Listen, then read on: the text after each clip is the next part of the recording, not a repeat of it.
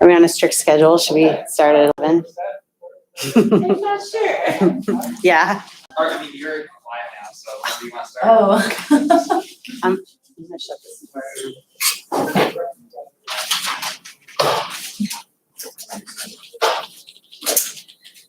Oh, well, thank you everybody for coming. My name's Kristin Cox, and I am a naturopathic doctor, and I worked in private practice for a dozen years, and now I work in public health and prevention policy, specifically tobacco prevention. And I've been doing it for 5 years, and it really has become kind of a passion. And tobacco use, I think, doesn't seem to be a priority for anybody because it's kind of like old news, but really it should be a priority. It really has a tremendous impact on our communities and people.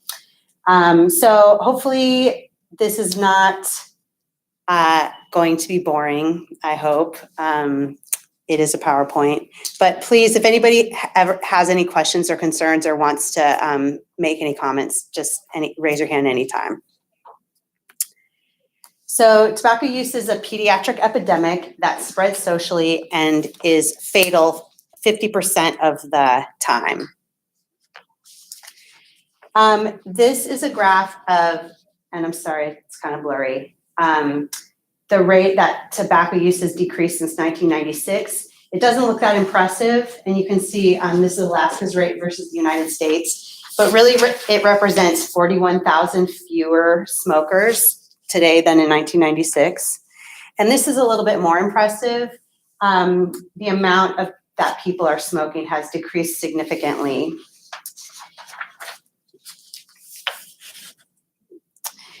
However, the rate of other tobacco products being used has gone up 2 times. So even though people are smoking less, they're actually using, virtually the same amount of nicotine. And this is the rate of use for youth. It's also a significant decrease, down 70%.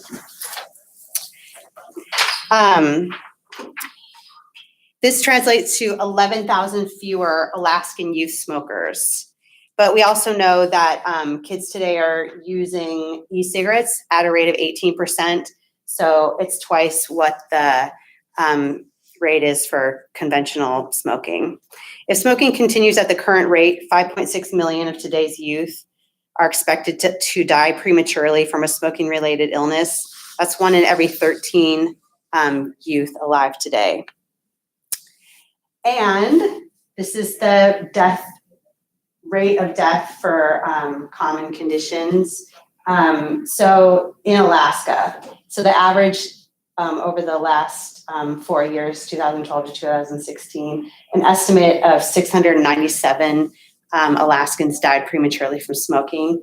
That is more than suicide, car accidents, liver disease, homicide, and HIV/AIDS combined.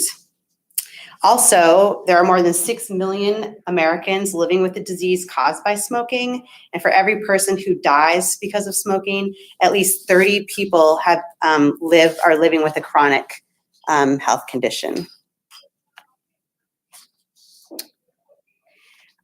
So tobacco use is a leading cause of death in the United States. It causes almost 500,000 deaths every year of Americans. That includes 41,000 people that die from secondhand smoke exposure. That's 1,300 people dying every single day. It's really a lot of people. And it's 10 times more as many people that have died in all the wars fought by the United States. Smoking causes 90% of all lung cancer deaths. More women die from lung cancer each year than from breast cancer. 80% of all deaths from chronic obstructive pulmonary disease. Increased risk for death from all causes in men and women. On average, smokers die 10 years earlier than non-smokers. And the risk of dying from cigarette smoking has increased in the last 50 years, even though the rate of smoking has declined.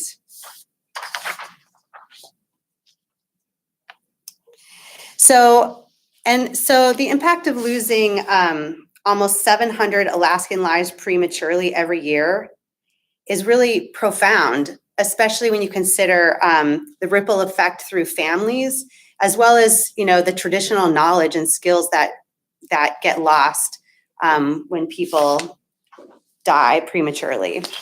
And these are fun little tobacco ads, you know, to show you how liberating and fun it is to be a smoker. And I'm sure none of these women are dying from lung disease now. So tobacco use is not an equal opportunity killer. Smoking disproportionately affects those most in need, such as poor people, homeless people, racial minorities, LGBTQ people, and those people suffering from mental illness and substance use disorder. So where are all these smokers?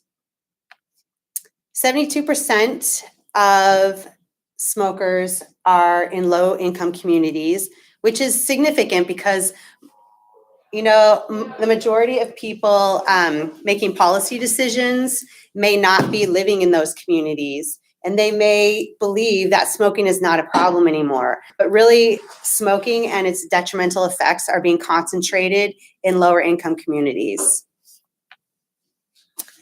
This is just a graph to show you that the smoking rates versus how much income. So as people make more money, they smoke less, and people that have less income, lower income, smoke more. And smokers make less money on average. So we know that the stress of poverty and marginalization can drive people to smoke, but smoking can also cause people to be in poverty because it's expensive. It's expensive to smoke, and it's expensive to be sick from smoking. Also, we know that smoking rates are concentrated in certain industries. So food preparation and service industry and the construction and extraction industry have high rates of smoking. 45%, that's a high rate. And those industries are often entry-level positions, and the food, especially the food service industry, doesn't pay a lot. And so oftentimes, this is where people start smoking. You know, young people will get a job at a restaurant, waiting tables, bussing tables, bartending, and they often start smoking then. And then you have this kind of cycle of low income or lower income people and smoking. This is a graph of the demographic factors for Alaskans who smoke. So you can see that the average is 20% of all Alaskans, but Alaskan Natives smoke at almost twice the rate, and as well as people in low socioeconomic status.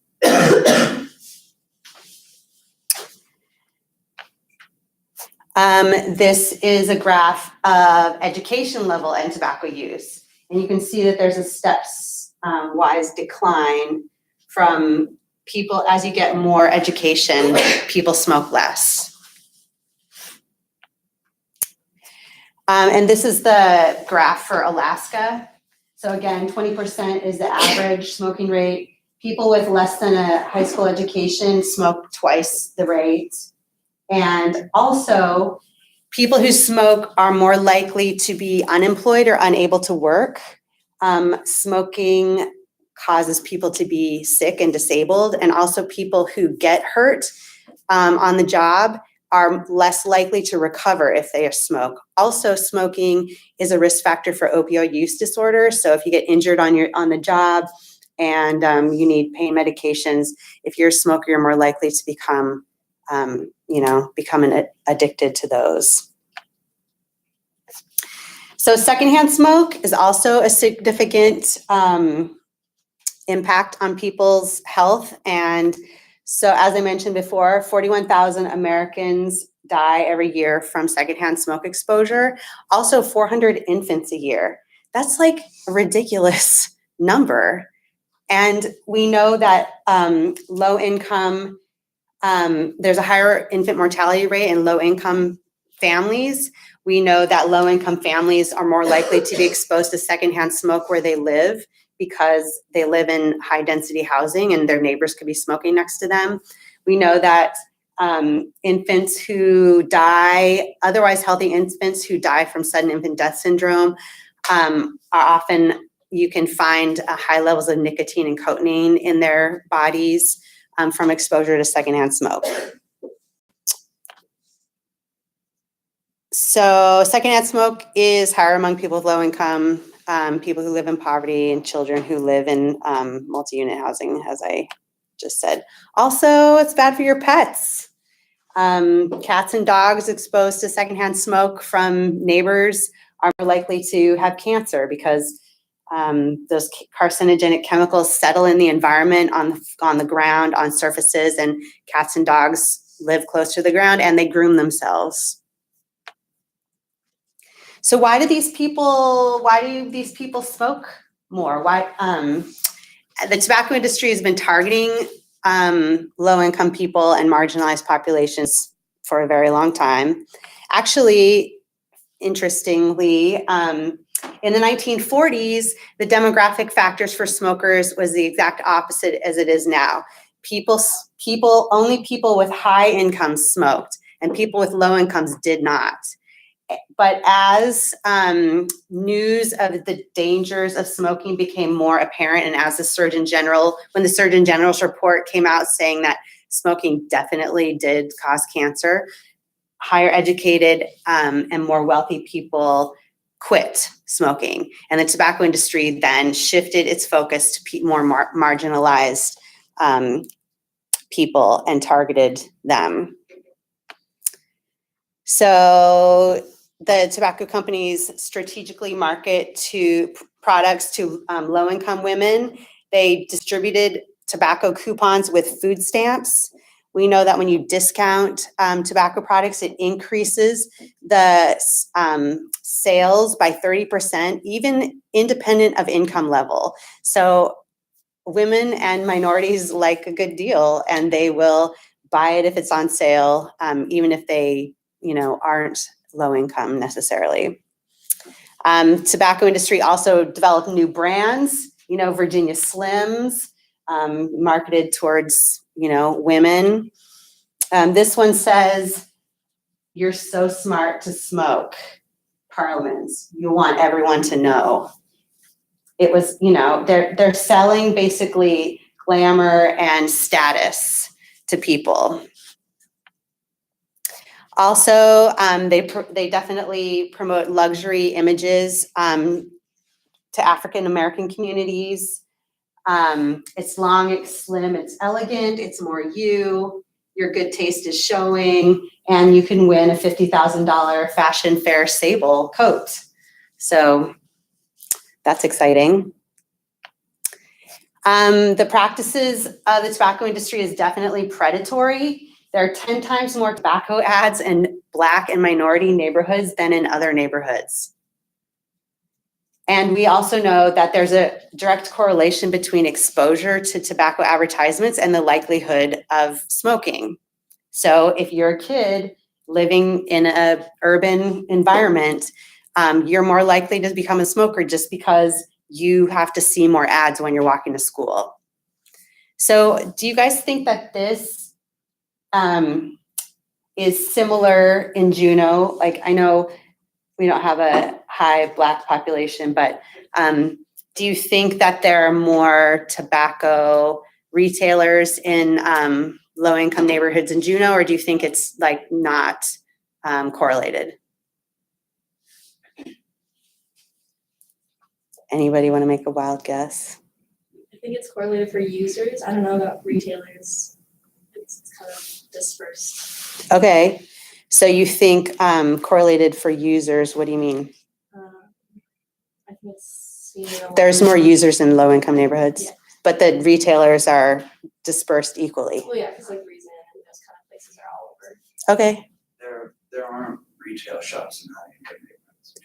more retail shops in high-income neighborhoods. There aren't. Really. There aren't, Yeah. right. Okay, so I did a survey of all of the tobacco retailers there are 36 tobacco retailers located within the 10 lowest income neighborhoods, and that's the income range, 45,000 to 86,000. But the highest income neighborhoods have 0. So it is a pattern that holds even in our little community. So the tobacco industry targets minority communities, definitely. So they definitely have targeted that African American community. It's natural, extra long. What is it? What do these ads look like to you guys? Do you notice any, like, what is it? Do they look appealing? What do you think the tobacco industry is selling here besides like cigarettes?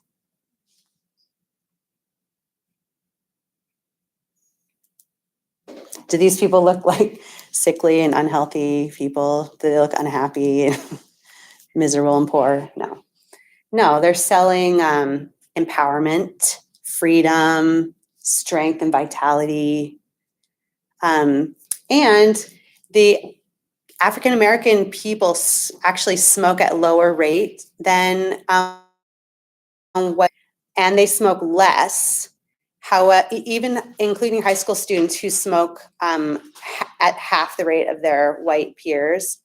However, they're 10 times more likely to smoke menthol cigarettes. And the tobacco industry also is more likely to advertise menthol cigarettes in minority communities. And menthol is more addictive and harder to quit. So despite smoking less, they are less successful at quitting.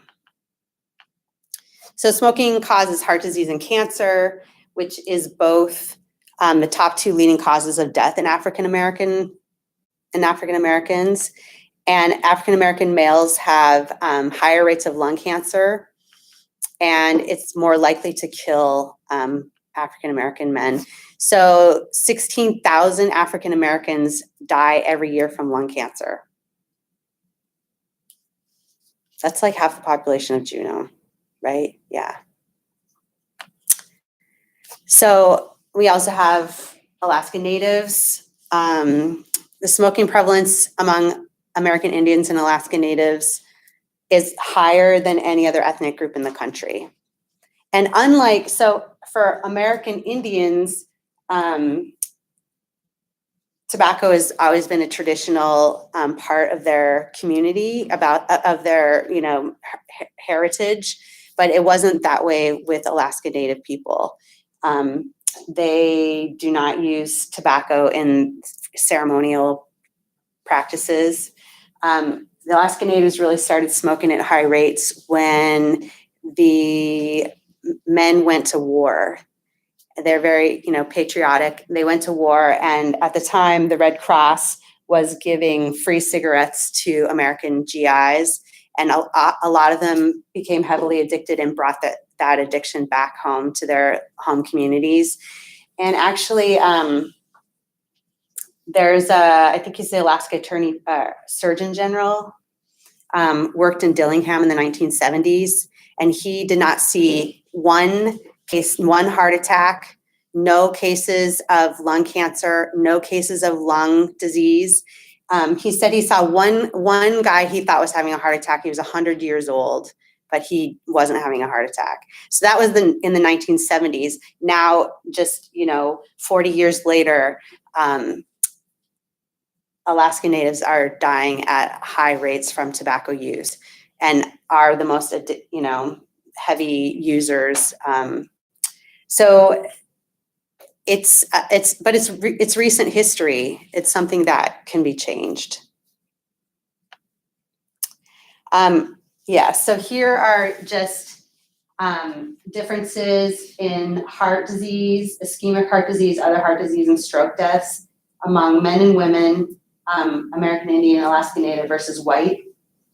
And so you can see that the rates are higher. And in women, they're basically twice what they are in white women. So that's really you know, it's very significant that if you're an Alaska Native woman, you're, you know, twice as likely to have a heart attack, other heart disease, or stroke than if you're a white woman. Also, Native Hawaiians and Pacific Islanders smoke at high rates, and they also begin smoking at earlier age. So 13 is usually the age that we ask if you started smoking at before 13. That's significant. So this was surprising to me when I learned about it. LGBTQ people are also 2 times as likely to smoke as their straight peers, which is really sad. And actually, bisexual women are 3.5 times more likely to be smokers than their heterosexual peers. And bisexual girls are like 9 times more likely to smoke. And there are several factors related to this, including, you know, stress, social stress, frequently going to bars and clubs to socialize and meet other people. There's higher rates of drug and alcohol use. And also, again, the tobacco industry targeted LGBTQ people directly. And there's this interesting story that happened, which was that there was a politician in the 70s probably, and the tobacco companies were giving money to this guy. And he was an anti-LGBTQ, and he was discriminating and proposing discriminatory laws.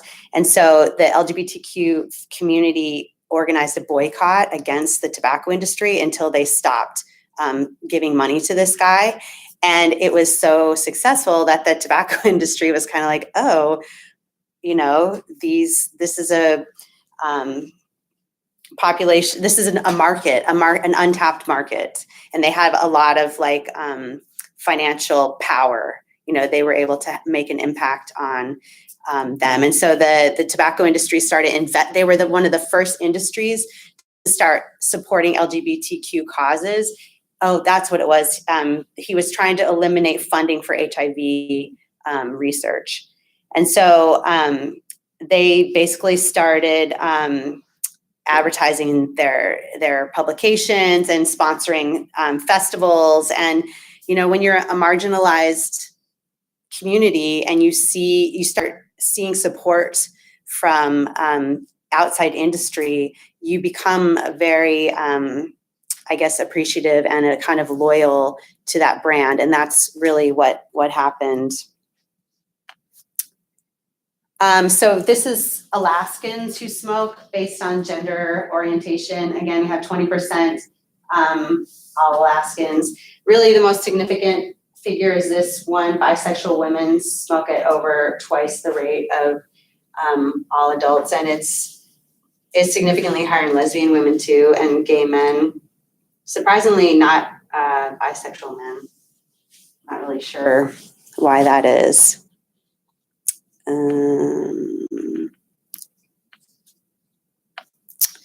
So here's some really fun ad. This one is for Lucky Strike. It says, whenever someone yells, dude, that's so gay, we'll be there. And this one, of course, American Spirit, freedom to speak, to choose, to marry, to participate, to disagree, to inhale, to believe, to love, to live. It's all good. Take pride in your flavor. You know, they're basically, you know, selling people security, comfort. You know, it's easy. It's a way. Smoking is a way for people to meet other people. You don't have to stand, you know, outside by yourself. You can chit chat with strangers. It's like it's acceptable. You know, you could ask for a light or whatever. So it helps people to do something to not feel so awkward when they're feeling socially, you know, uncomfortable. And the tobacco industry knows that. The tobacco industry is really, this was also brilliant on their part. They're really brilliant marketers. If anybody's interested in marketing, you should study the tobacco industry. They're selling a deadly product to the people who can least afford to use it, and that is killing half the people who use it, and people, they're still making as much money as they ever have. So of the 500,000 people who will die this year from smoking, 200,000 of those people will be people with mental illness or substance use disorder. Despite being 20% of the population, people with mental illness will smoke 40% of all cigarettes, which is a big disparity. People with serious mental illness will die 25 years prematurely. That's a huge disparity. That's not cool. Of course, the top causes are heart disease, lung disease, and diabetes. All of those illnesses are made worse by smoking. People with mental illness are more likely to have stressful living conditions. They're more likely to be low income. They're more likely to lack access to health care, health insurance, and the resources that help people quit. All these factors make it more difficult to quit. So these are some of the, obviously vintage tobacco ads. Really, the tobacco industry really also has spearheaded or created this idea of, they actually funded research to make it look like tobacco wasn't so bad. So you guys have probably all heard of this type A personality. Has anybody not heard of the type A personality? You don't have, okay, good. So type A personality is somebody who's like really kind of high strung and very kind of stressed out. And the tobacco industry funded research to link the type A personality with increase in heart attacks. Makes sense. People are more stressed. But they did that because we all know, and they knew then, that the leading cause of heart disease was smoking. But if they could find some other thing and say, well, maybe it's not smoking, maybe it's these type A personalities, then they could deflect the blame from them and distract people and call it something else, which they've been doing for decades. They fund, research that casts doubt on things that are obvious. I mean, and other industries are taking tobacco industry's lead in doing that, like namely the oil and gas industry, and creating doubt about whether that's what the cause of global warming. So they also created this idea of self-medication, that people are smoking because it helps them. It helps their mental health. It makes them feel better. When really the actual research shows that people who smoke have worse mental health, and when they quit smoking, their mental health improves. People that smoke are more stressed, and they're more stressed because they smoke, they don't smoke because they're more stressed. The smoking predicts the level of stress and not the other way around. And that's a huge myth that everybody believes, and everybody will tell you they smoke because they're stressed. And when they tell you why they didn't quit smoking, it's because something stressful happened. And of course, I'm not denying that smoking can momentarily feel like it's relieving stress, but what it is relieving is a nicotine addiction. And the nicotine addiction is stressful. And when you smoke, it makes you feel for a moment that you're having relief from your stress. So Camel has a whole series of ads talking about your nerves and how, it's not just Olympic speed skaters who are stressful or stressed out. It's also people who work in offices. They also need to smoke because their job's stressful too. And it's not just, farmers. These ads are really crazy. And then this one down here, this guy's at the dentist's office and his girlfriend or whoever is giving him a cigarette saying, "I'm your best friend, I'm your lucky strike. And to anxiety, I bring relief. I'll never let you down. Try me, I'll never let you down." I mean, it's pretty persuasive language, I would say. Oh yeah, here's this other camel.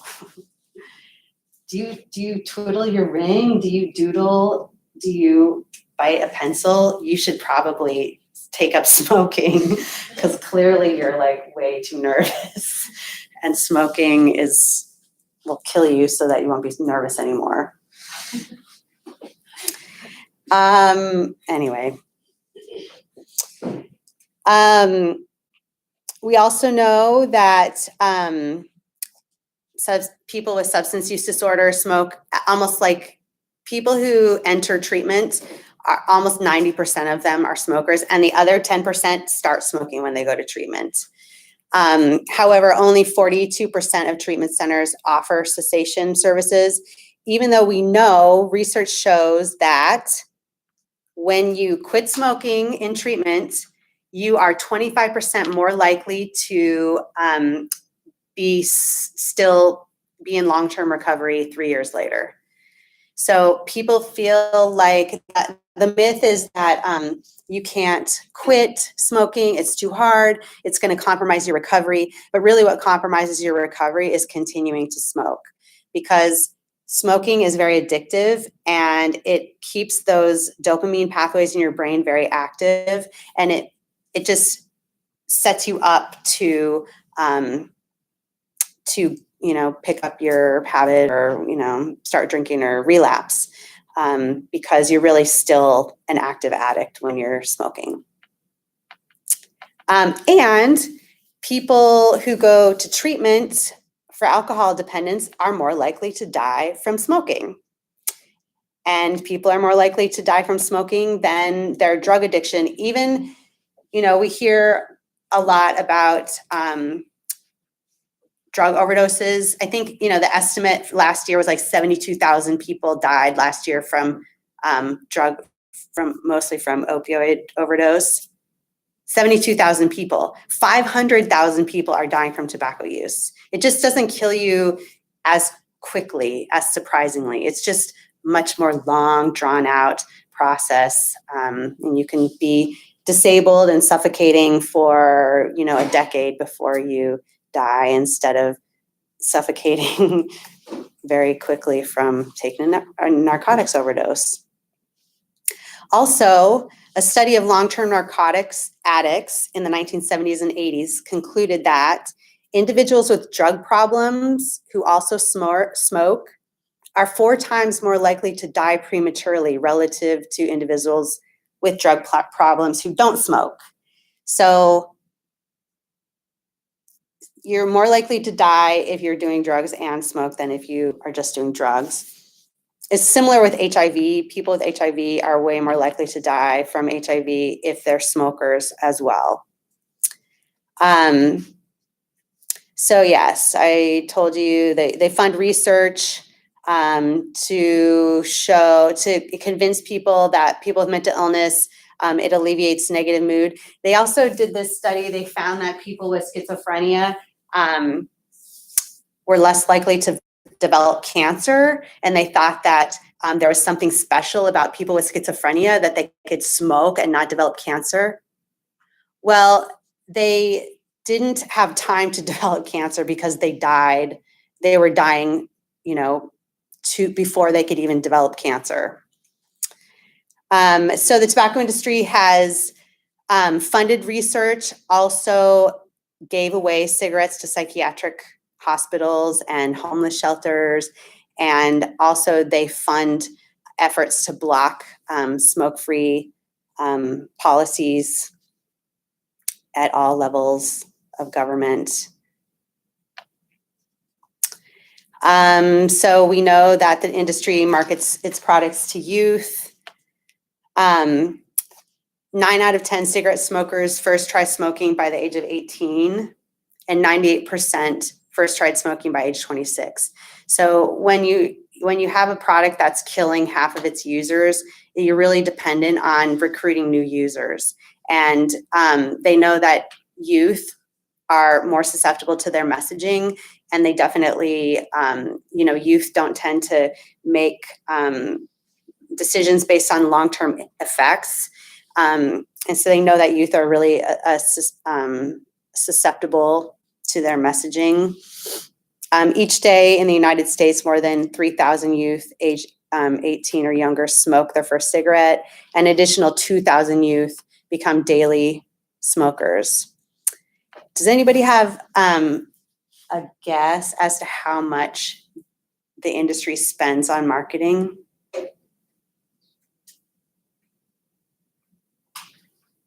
Anybody want to throw out a number? I'd guess in the billions, probably. Billions. Definitely in the billions. They spend $1 million an hour every day of every day of the year, every hour of the day. They spend $26 million a day marketing. So it's really like kind of incredible that not everybody is smoking. I mean, they spend a lot of money. And it really, to them, it's an investment because it pays them back. They wouldn't be spending that much money if it didn't work for them. And we know marketing works because marketing works. Everybody, it's a huge industry. So marketing works. And this is just an example of marketing, of the tobacco industry marketing. So in 2009, President Obama signed this Family Tobacco Something Protection Act. And it made it illegal to advertise cigarettes on TV anymore, and you can't have it on billboards. You can market them. You can have cigarette ads in magazines that you can prove has a low youth readership. That's. But there's tobacco ads in Sports Illustrated and Popular Mechanics and Wired and various other magazines. But so the tobacco industry really shifted all its marketing dollar to what we call the point of sale. So this is an example of the point of sale. When you go to Breeze Inn to buy donuts, or you go to Duck Creek Market to buy popcorn for the movie theater, and you go to pay, what are you staring at? This is called a power wall. And does this look familiar to anybody? Do you guys, you know what I'm talking about? It's not like, I mean, it wouldn't surprise me if somebody was like, oh, I'd never noticed that, because it's so ubiquitous in our environment that we don't see it. But younger kids are more susceptible to this visual. And so they definitely are seeing these things. And I have, photos of local stores, but I didn't use them. I'm just using the kind of stock photo.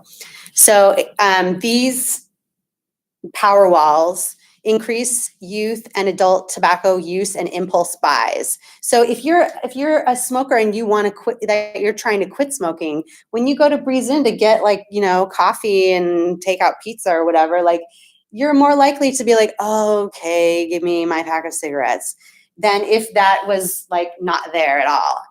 And smokers don't need a display to tell them that they need to buy a pack of cigarettes. I mean, nobody needs this. Smokers don't need it, and non-smokers don't need it, but yet here it is. It definitely encourages youth to try tobacco products. It persuades experimenting youth to progress to regular use. And I already told you that research shows that youth who are exposed are more likely to smoke. The three brands most heavily advertised, Marlboro, Newport, and Camel, are the preferred brands of cigarettes smoked by middle school and high school students. Also, I don't think I mentioned this, but in California, they did a study and they showed that menthol tobacco ads increased proportionately to the number of African-American students at the local high schools. So the more African-American students there were, the more menthol cigarette ads there were around that high school. So if smoking continues, more kids are gonna die. More kids alive today will die. So studies show there's a causal relationship between tobacco advertising and tobacco use. And that's really hard to prove causal relationships, but there definitely is one. It's actually the influence of tobacco ads is equal to that of parental smoking. So I don't want my kid to smoke. I don't smoke, but I can't take my kid to Breeze In without her getting exposed to these tobacco ads, which have a similar influence on her as it would if I were smoking. Of course, their ads are designed to appeal to youth with bold behavior, adventure, social approval, good health, and sophistication. Nobody looks, like they're sick and dying when they're in a tobacco ad. 75% of teens visit a convenience store at least once a week, where the tobacco ads are most significant. Ads are often placed near candy, or sometimes they're within 3 feet of the floor. You probably don't even notice because that's where your kneecaps are. But oftentimes there's ads like below the counter level, or if it's a door, below the door handle, there'll be ads down here where kids are. And this isn't there anymore, but Fred Meyer's used to have this plexiglass tobacco display at the self-check aisle, that self-check thing. There's that counter where the people stand.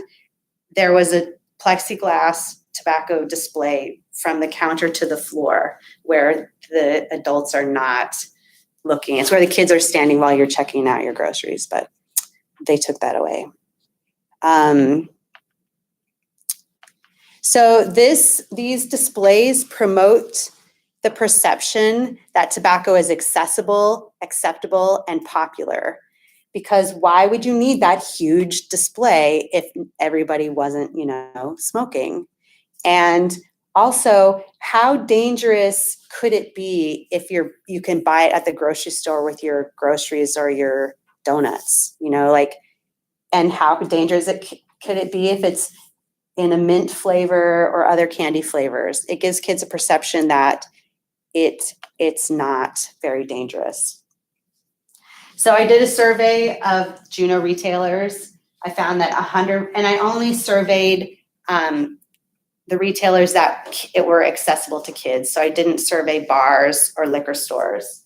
So 100% of stores selling cigarettes have them visible, and children can see them. 96% sold menthol cigarettes.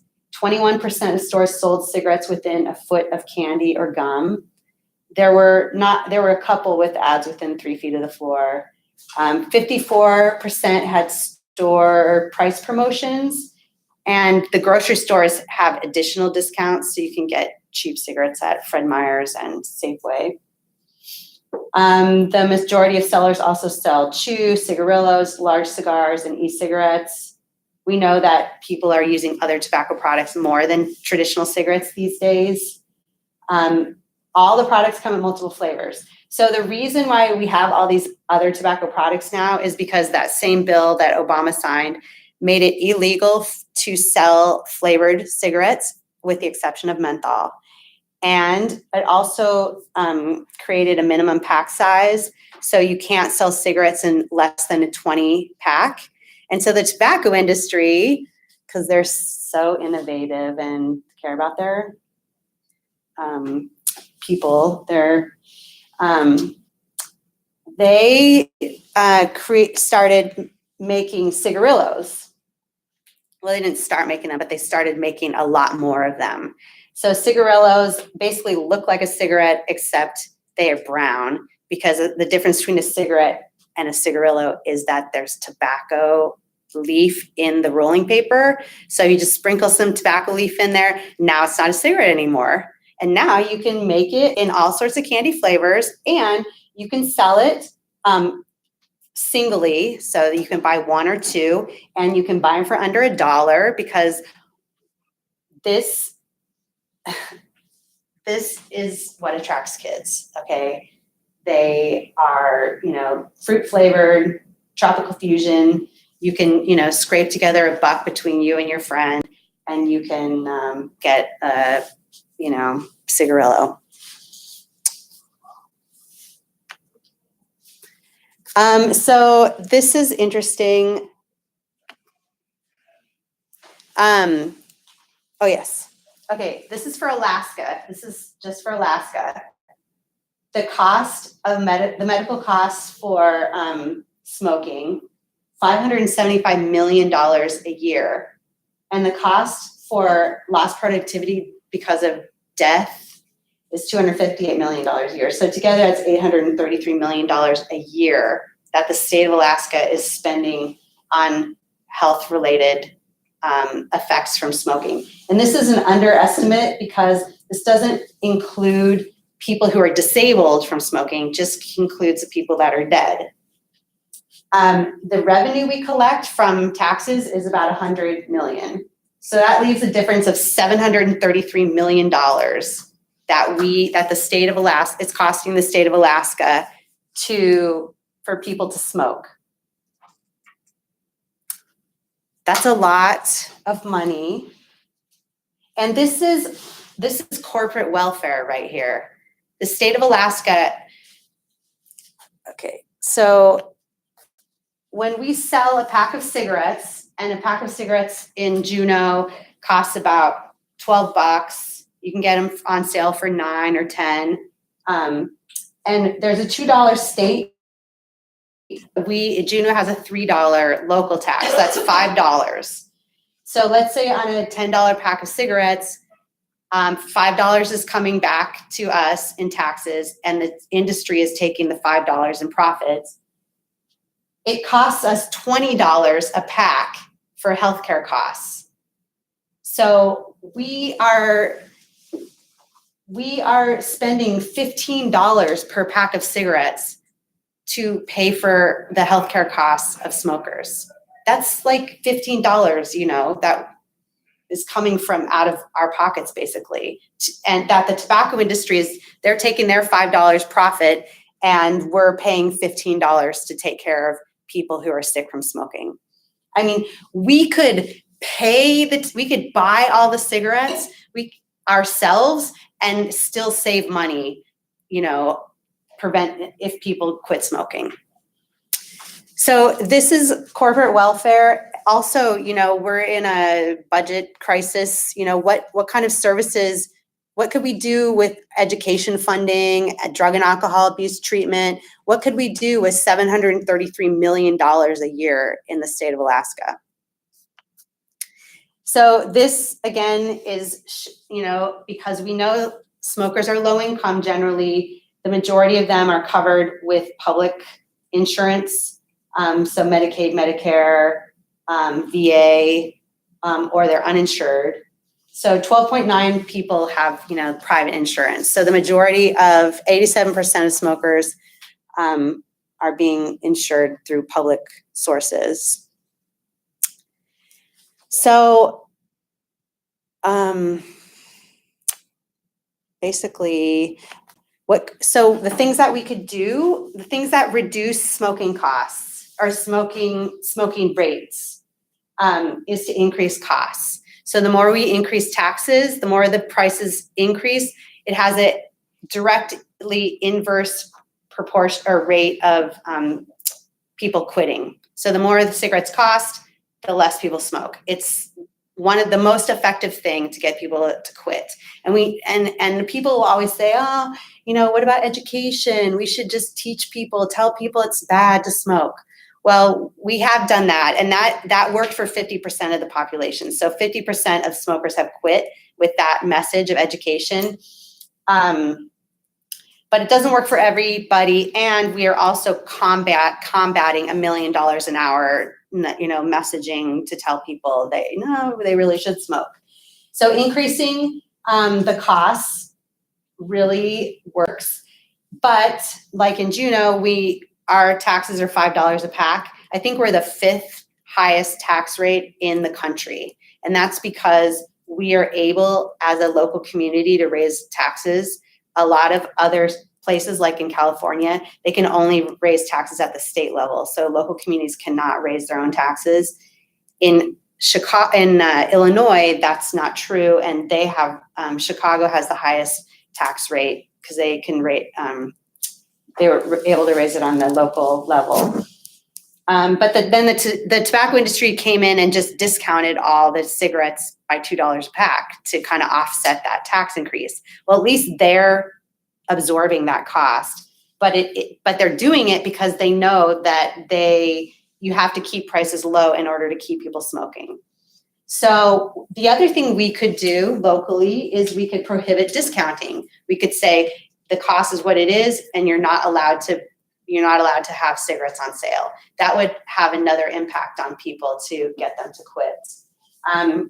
Prohibit smoking in indoor areas and also public places. That's something that finally Alaska passed. Our smoke-free workplaces law went into effect on October 1st. So finally we have a state law. Raise the minimum sale age for tobacco products to 21. Sitka just did that. And that's something that we could do here in Juneau. So I moved here from Washington, and I know those, like, you can buy cigarettes when you're 18. I was wondering when they changed it from 18 to 19.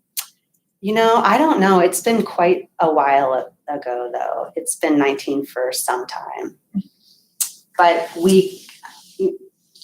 increasing it to 21 just puts further distance between the access point for youth. California just increased it to 21, right? Yes. California, Hawaii, I think New York. There's like a few states that have done it. So do you ever think like cigarettes will come obsolete with like all these like sanctions and restrictions that keep getting put on them?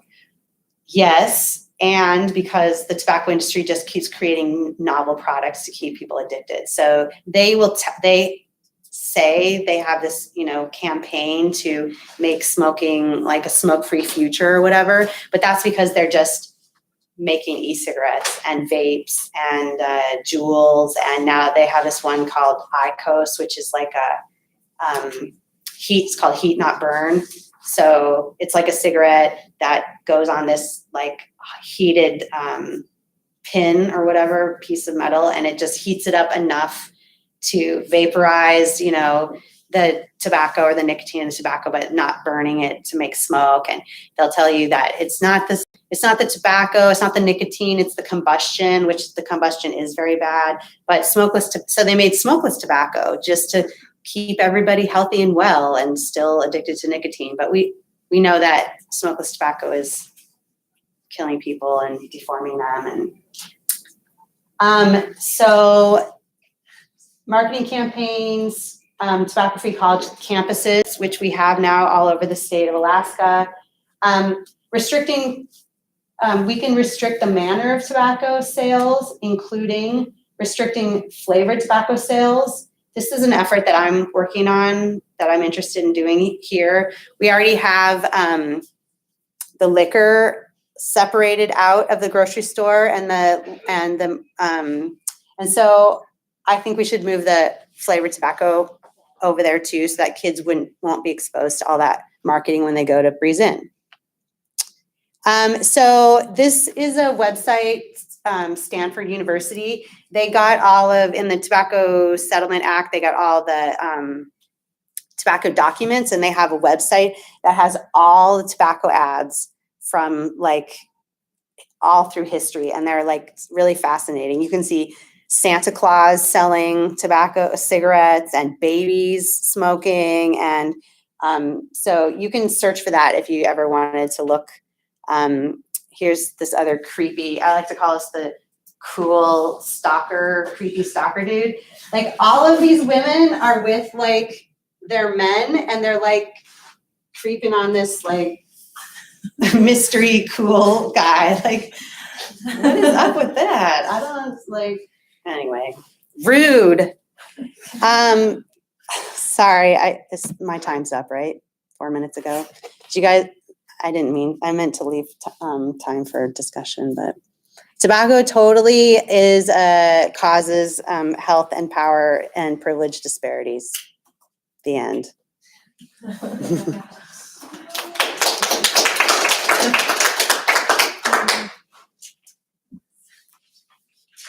yes. Thanks for coming.